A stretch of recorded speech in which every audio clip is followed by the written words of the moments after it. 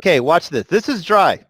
Don't think I'm doing something with the one I just did. Look, it says first period. So this thing's been drying for hours. So the first thing I do is I peel off my tape, and let me just give you a news flash. I'm not throwing this tape away. Heck no. I can reuse this tape when I build my second side. So I'm peeling it and keeping it. Let me show you how I peel off tape.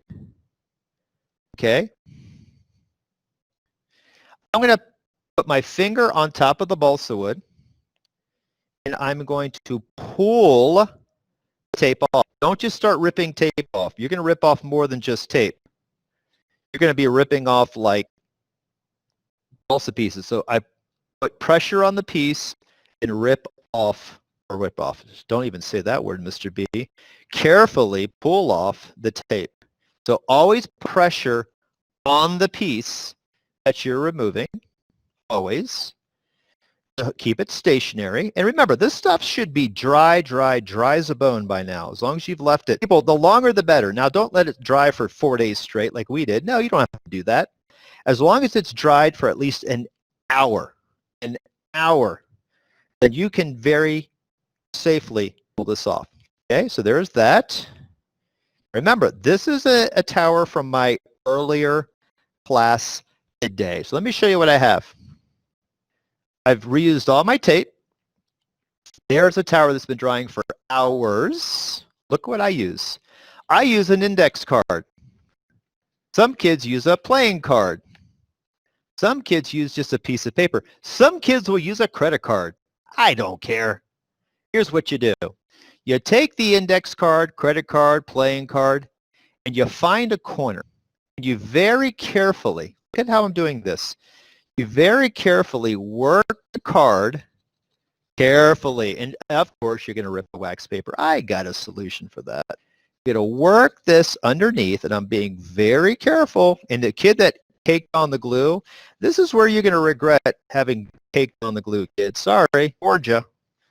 Okay. Now, one thing I'm not doing is pulling my tower off the wax paper. No way. This side is being a little stubborn, so I'm going to kind of ease that underneath. There you go. There you go. Come on.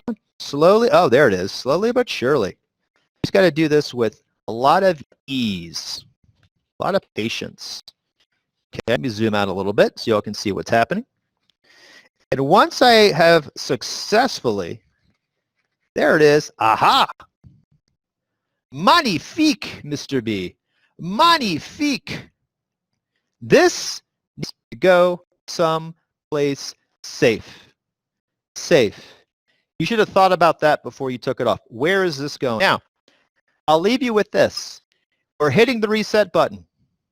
You're starting your second side, and you're only going to make 1, 2, tape those down, 3, 4, tape and glue down, and stop. So when you come back to class on Thursday, I only want the outline only of your second side. If you accidentally rip your wax paper, oh my God, Mr. B, why would you do that? In the name of education, folks, here's what you have to do before you start. I'm going to have to say it's going to be some type of clear tape. Some type of clear tape can be used to repair wax paper. Like if you ripped off a little piece and there's like a little hole, well, we know we don't want the glue to make contact with your refined sketch. So cover little holes, cover or remedy any rips, okay? There's a little hole right there. See that little hole? Take a very, very small piece of tape and just cover it. I'm going to be honest with you. It has to be clear, and you're going to make sure that you do any fixing before you do any building. That looks great.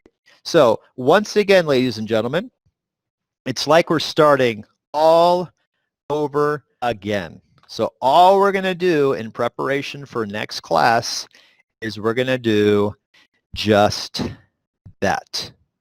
Do not build the inside of your second piece, second side, only the outside. line. That's only 4 pieces need to be cut, taped, and glued into place for Thursday's class. I am done.